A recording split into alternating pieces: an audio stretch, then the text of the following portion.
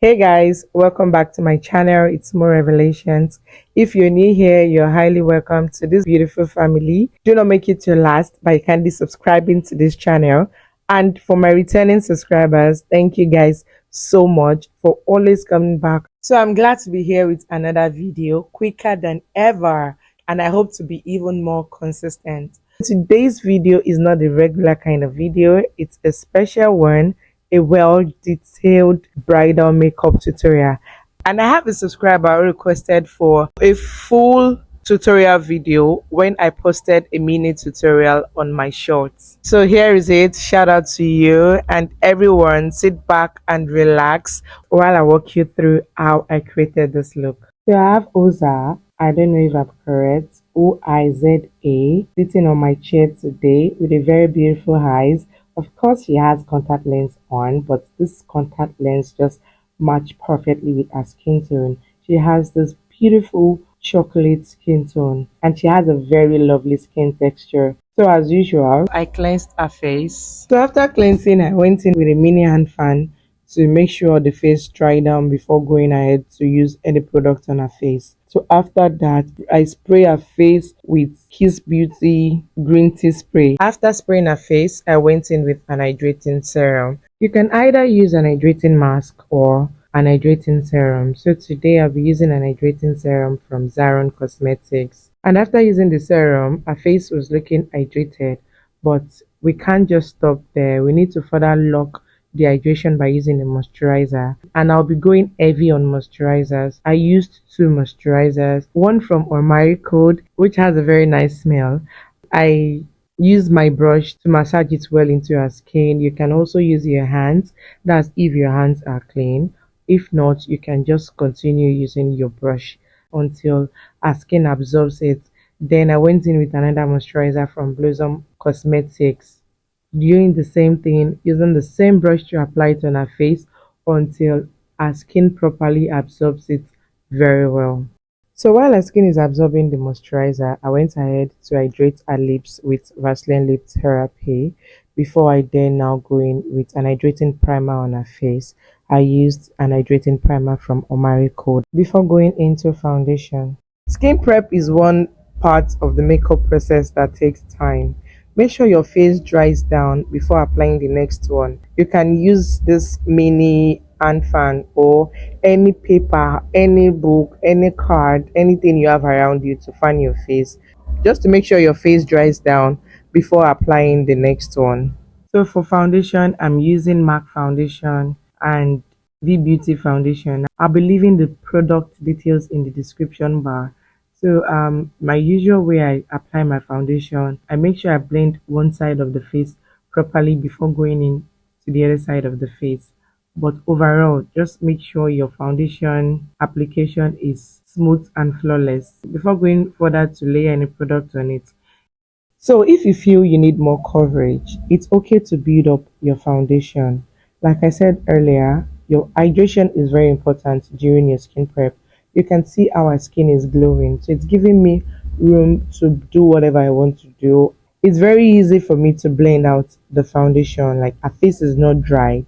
And that's because I was not stingy with hydration when I was doing a skin prep.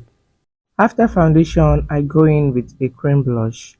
I use Imagic lip palette as my cream blush. Like this is my go-to palette for cream blush. So I mixed two color there, a red, which is perfect for dark skin, with another sweet pink shade there. I use my foundation brush to blend it out towards our hairline to help lift our face. So basically, makeup just helps lift your facial structure, like it's just enhancing your facial features. It's not like makeup is going to change you totally. Makeup is not plastic surgery. What makeup does is just to enhance your features. As you can see, there's a hairstylist making her hair. She's doing a bridal hairstyle for her since we are going for a bridal look. I'm already used to working hand in hand with hairstylists as a makeup artist. So today I'll be doing cream contour because it's a bridal look. Usually I skip cream contour because I believe that I can achieve that with powder contour. But like I said, it's a bridal look. We are going all out. I contoured her cheeks with a darker shade of foundation. I used V Beauty foundation. I was like 2 shades darker than her. I just contoured her cheeks and then the temple of her head. I did not take that to her forehead because we are lighting that part. And I also contoured the side of her nose. But guys, notice that after contouring, I went in with my foundation brush to blend in the whole product so that everything can look seamless together. Everything can blend in into one layer. So now that we've added depth to our face by contouring, you can't see any demarcation between the contour and the cream blush. Everything is looking well blended together. It's time to highlight her face. So I'll be using a concealer that's not too light for her, Nuban concealer in 046.5. I use that to highlight her face, and as usual what I do is just to brighten up the under eye a little. So I went in with the same Nuban concealer in 043. I added that only on the under eye to help brighten that side a little. Then I further went in to blend the concealer out with a beauty sponge using the tip of my beauty sponge. And your beauty sponge must always be damped before using it. You can either dip your beauty sponge into water and squeeze out the excess water, like you make sure there is no water in it before using it, or use a setting spray to make it wet. But to minimize product, it's best to just go in with the water and squeeze out the excess water in it. Like you squeeze it out, make sure there's no drop of water coming out again. The most important thing is that your beauty sponge have to be damped before using it. So when I blend out my concealer, I go in with the under eye last because by that time the concealer would have been tacky. Then when I blend it out, it will give me a fuller coverage. So I could just set directly to avoid creasing underneath the eyes. So for setting, I used Merak Cosmetics setting powder in cinnamon. Like this setting powder is perfect for our skin tone, guys. You can see how it melts perfectly into our skin, like it just disappears in our skin, and that's how it's supposed to be while you're setting. It's better you build up during makeup process than just going into packing products in your face. When you pack at once, you might have difficulties in blending it out, but you layer your product in bits. It's way better. Guys, you can see how the setting powder melts into our skin. For me, Merak setting powder is the best in Nigeria, but these days their product has been scarce, especially in their setting powder. Anyways, I further went in to just brighten up the under eye with Merak setting powder and ginger. Then I used V Beauty powder palette to set the rest of her face. Now this will help kill the shine on the face.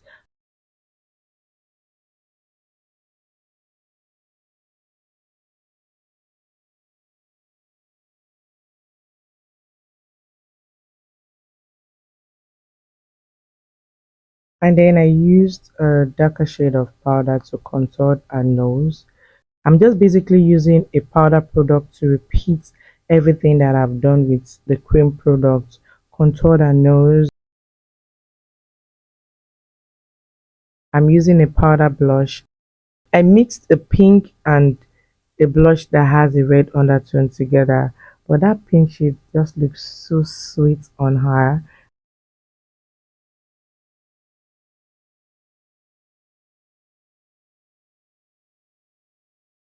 Contoured the side of her face and also the temple of her face before going ahead to now bake.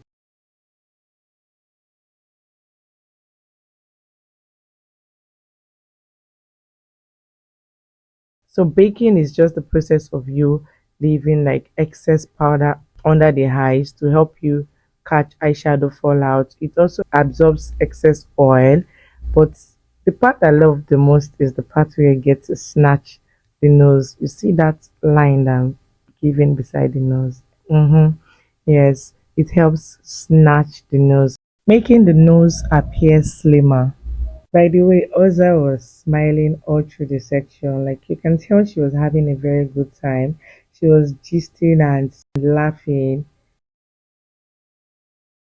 So after I'm done with the skin work, I just go straight ahead for the brows. That's part one dusted. So the brows is the part two of the makeup process.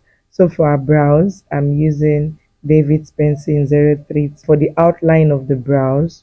I love to go in with pencil first. If you can, you go in with a brow gel directly. That's very good. I'm not good at it. I'd rather go in with my pencil first.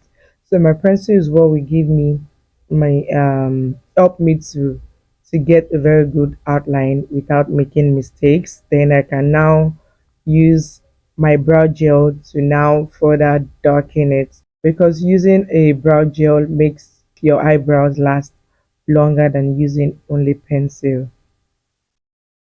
And Oza is, I don't want to say she's dark skin, but she's in between chocolate and dark skin. So the pencil was not showing really well.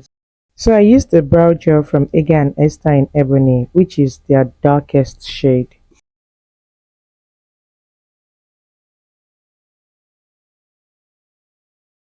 I usually use the same concealer I used in highlighting to highlight the brows also. That's what I do. And then blend it out with a blending brush. So this time around, I went in to clean the top of the brows. This part is something you can skip, like you can skip it. But there's something I noticed when you highlight the top of the brows, it usually makes a difference. So just make sure you use a foundation that is close to the person's skin tone.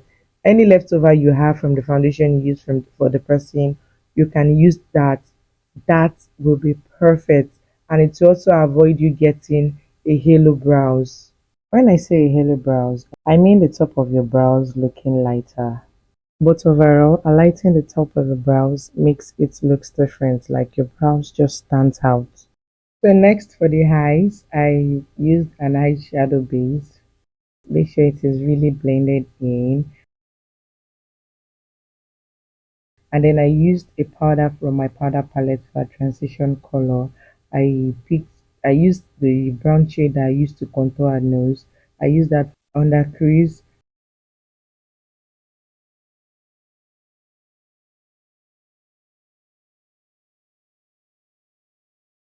So and I'm just blending it slightly into her nose. After that, I went in with a dark brown shade for to further darken the crease. I'm using a pointed brush this time around so that it can be precise on the crease.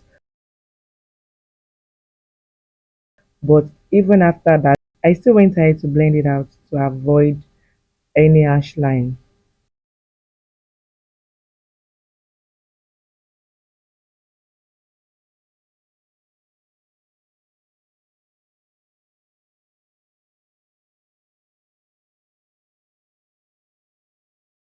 So for the lid, I'm going for a nude look. So I just went in with my powder palette to pick a shade there that has a yellow undertone. So I'm just tapping that gently all over the white base that is on our lid, and I'm using a flat eyeshadow brush to apply it. And then to lift the eyes, I went in with a black eyeshadow on the outer corner of the eyes. This will help me lift and also add more depth to our eyes. But during your eyeshadow application, make sure you always blend so that there will not be any harsh lines. So when it comes to eyeshadows, guys, trust me to be unique. Except I have a look I want to recreate. When I'm doing my eyeshadow, it just has the spirit leads. Just me looking at this eyeshadow for me like this, for me, it's too simple. I don't know where this just came from. I just decided to just go in with a light pink, like a baby pink shade of eyeshadow from one of my shadow palettes. I just decided to put that in the middle of the nude. Now that is just very close to a lash line. Guys, this made a difference. Guys, can you see? It made the eyes look so unique. Like it's not the regular eyes that you see and you can tell that this and this is what they do. Trust me. Especially when it comes to the eyes. Always look forward to my eyeshadow application. So then I just line the eyes with a gel liner and also the water line. Anytime you are lining, tell your clients or your model to look opposite the direction you are lining so that they will not be blinking too much.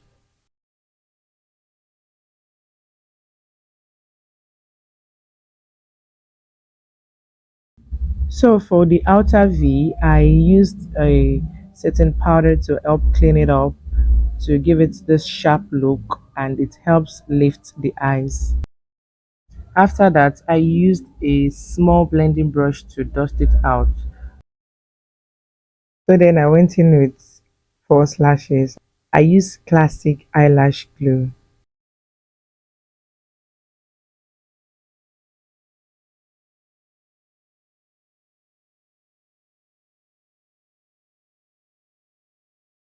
I used my tweezers to fix the lashes for her and then using the tweezers to press the false lashes with our natural lashes so that it can stick together.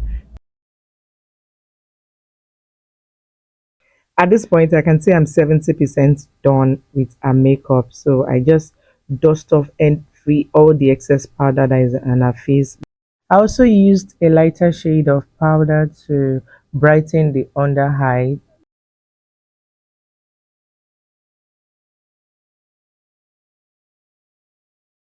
before using a setting spray to set her face. By the way, the setting spray I'm using is from Kiss Beauty. And guys, our hair is almost ready also. Do you remember Queen from our previous video? Yes, the hairstylist. So she is the hairstylist who is making Oza's hair today. She made this beautiful ponytail. So now I'm using a cheek lace from Cosmetics. Cheek lace is one thing that I'm beginning to like now. What it does is that it gives glow to the face. You know that after glow you see on some people's face after makeup. Yeah, that's what the cheek glaze does. It makes your face glow, but it's not making it oily. So I'm applying it on the highest point of her face, the same place I would put my highlighter.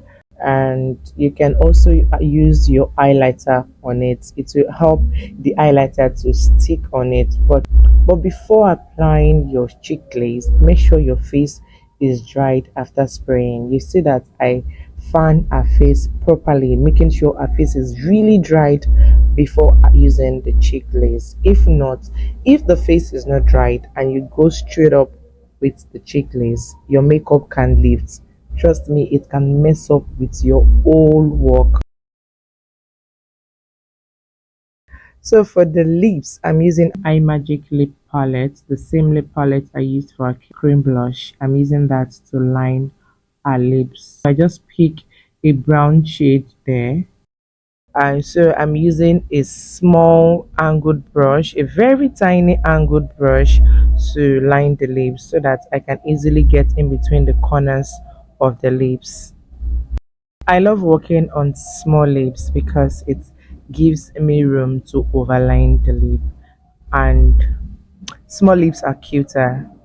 And then I used a nude lip stain from Avour Cosmetics on the middle of her lips. I blend it well, just anything you want to do, any look you're going for, you can just keep blending until you achieve what you want. And guys, this is it all put together. Even though I'm doing the lips, I can't stop staring at the eyes. Going ahead to gloss the lips, I used a clear gloss on the brown part of the lips and I used a pink gloss on the middle of the lips so that I don't alternate what I already have there. Guys, can you see how she look? Her hair is already set, like her eye is already set, looking like a princess. And then I lock in the makeup with the Soopro Silhouette Spray. After spraying, the last step I go in with is mascara. Like I do mascara last because I don't want it to smell. Mascara can mascara can be very funny. So I used two mascaras also, Zion mascara and Kiss Beauty mascara because she has long lashes, like her bottom lashes are long. So I went in with two mascaras to make her bottom lashes to pop very well.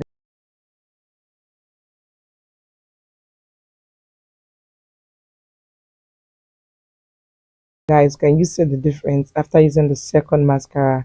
Like her lashes is just peeping down there. You can literally see it's like she fixed false lashes. Guys, look at her. Look at Oza. Oza is looking like a princess. I want you guys to name her with a cartoon character. Who do you think she looks like?